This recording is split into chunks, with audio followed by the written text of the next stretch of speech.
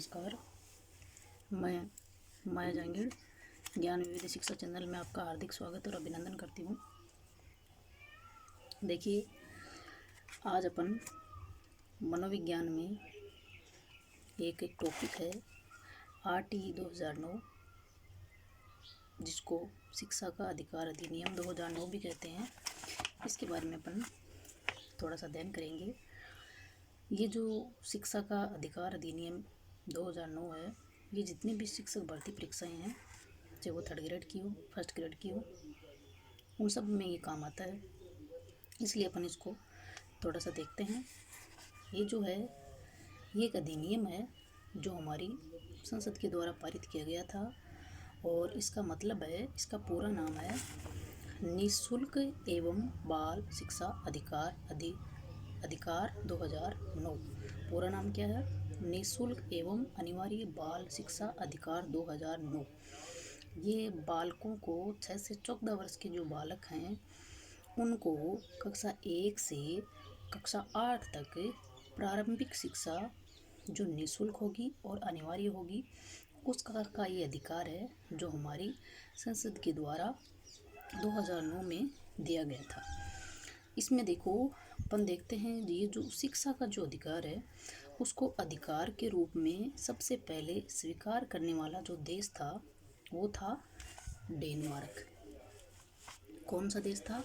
Denmark. क्या देखना है कि शिक्षा को अधिकार के रूप में स्वीकार करने वाला सबसे पहला जो देश है विश्व में, वो है डेनमार्क।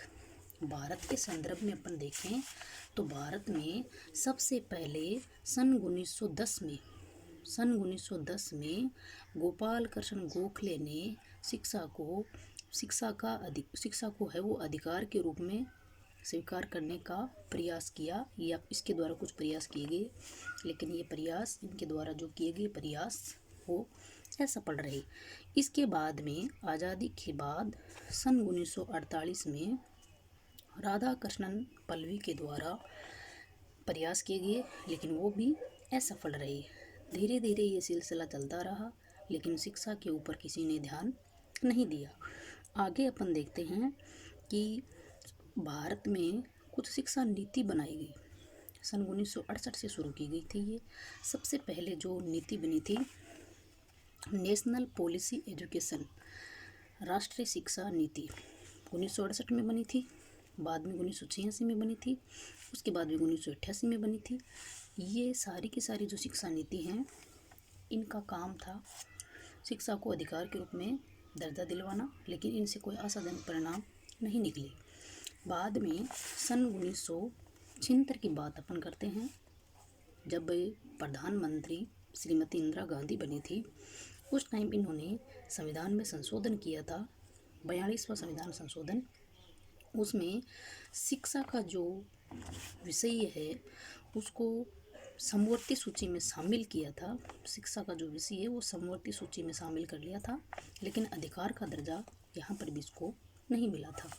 समवर्ती सूची, ये अपन सूचियाँ पढ़ते हैं संविधान में। सूचियाँ होती हैं 3 प्रकार की सूचियाँ पढ़ते हैं अपन संविधान में। एक होती है केंद्र सूची, एक होती है राज्य सूची, एक होती है समवर्ती सूची।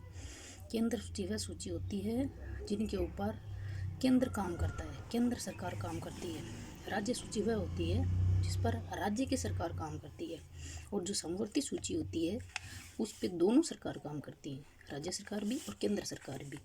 तो जब 1976 में 42वां संविधान संशोधन हुआ था, उस टाइम शिक्षा को समवर्ती सूची में शामिल किया गया था। बाद में शिक्षा के ऊपर और प्रयास किए गए थे। उसके बाद में जो प्रयास किया, वो किया था सन 1991, 92 और 93 में डॉक्टर यशपाल समिति के द्वारा। यशपाल ने एक समिति बनाई थी, एक समिति का गठन किया था, जिसमें 38 सदस्य थे। कितने सदस्य थे? 38 सदस्य। 35 सदस्य विभिन्न राज्यों से आए थे, 3 सदस्य NCERT से थे, और अपने राजस्थान से भी एक सदस्य शामिल हुआ था। उनका नाम था रोहित धनखड़। ये जयपुर के निवासी थे। ये 38 सदस्य वाली जो समिति बनाई गई थी, इनके द्वारा भी शिक्षा को ऊपर ध्यान दिया गया था, लेकिन इन्होंने जो शिक्षा बनाई थी, वो थी बिना बोझ की शिक्षा। इन्होंने बिना बोझ की शिक्षा दे दी थी। इन्होंने शिक्षा का निर्माण किया था, पाठ्यचर्या का निर्माण किया था, इन्होंने भी कोई आशाजनक परिणाम नहीं दिए थे। यानी अधिकार के रूप में दर्जा इनके द्वारा भी नहीं दिलवाया गया था। इसके बाद में अपन बात करते हैं तो वो आती है आपके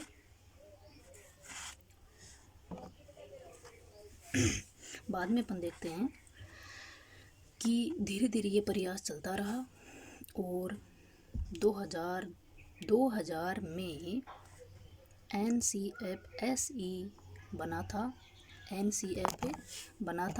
जिसके द्वारा जिसका क्या काम था, ये जो NCFES बना था इसका पूरा नाम है national curriculum framework secondary education.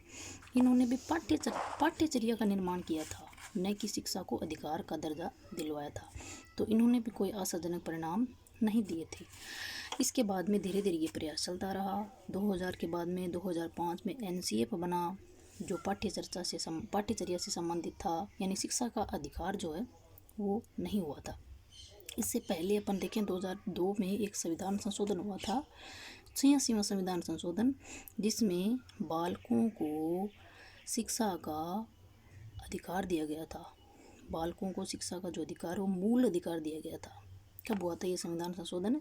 ये हुआ था 2002 में 86वां संविधान संशोधन, जिसके तहत बालकों को शिक्षा का मूल अधिकार का दर्जा दिलवाया गया था। अब अपन बात करते हैं 2009 की। बात है दोस्तों सन आपकी 2009 की है। कब की है? 20 जुलाई 2009 की। सबसे पहले ये RTE 2009 का जो अधिनियम है वो राज्यसभा में पारित हुआ था। कब हुआ था? 20 जुलाई को। अपने संसद में ये दोनों सदन होते हैं, राज्यसभा और लोकसभा। संसद के अंग पूछे तो 3 होते हैं और भाग पूछे तो 2 होते हैं, राज्यसभा लोकसभा। अंग पूछे तो 3 है, राज्यसभा लोकसभा और राष्ट्रपति। तो 20 जुलाई को सबसे पहले राज्यसभा में पारित हुआ था। पूछ लिया अपन को कि किस सदन में पारित हुआ, तो राज्यसभा में। इसके 14 दिन बाद में यानी 4 अगस्त को यह अधिनियम लोकसभा में पारित हुआ था। दोनों जगह से पारित हो गया। उसके बाद में यह अधिनियम 26 अगस्त 2009 को राष्ट्रपति के पास पहुंचा। इस टाइम जो राष्ट्रपति थे वो थे प्रतिभा देवी पाटिल। कौन था राष्ट्रपति? तो राष्ट्रपति थे प्रतिभा देवी पाटिल। इन्होंने भी इससे संविधान संशोधन को क्या कर दिया? पास कर दिया, यानी इस पर साइन कर दिया और ये संविधान संशोधन पारित हो गया। बाद में 27 अगस्त को नोटिफिकेशन जारी हो गया था, लेकिन इसको लागू नहीं किया गया था। लागू करने की जो तिथि आती है दोस्तों वो आती है 1 अप्रैल 2010 को। 1 अप्रैल 2010 को जम्मू एंड कश्मीर को छोड़कर यह RTE 2009 राष्ट्रीय शिक्षा का अधिकार अधिनियम 2009 है, ये पूरे भारत में लागू हो गया था। कहाँ लागू हुआ? कब लागू हुआ? तो 1 अप्रैल 2010 को जम्मू एंड कश्मीर को छोड़कर पूरे भारत में लागू कर दिया गया। लेकिन राजस्थान में ये लागू नहीं हुआ था। राजस्थान में लागू करने का कारण क्या है अपन इसमें पढ़ेंगे। धारा 38, ये जो RTE 2009 अधिनियम है इसमें 38 धाराएँ होती हैं, 7 अध्याय होते हैं और एक अनुसूची होती है।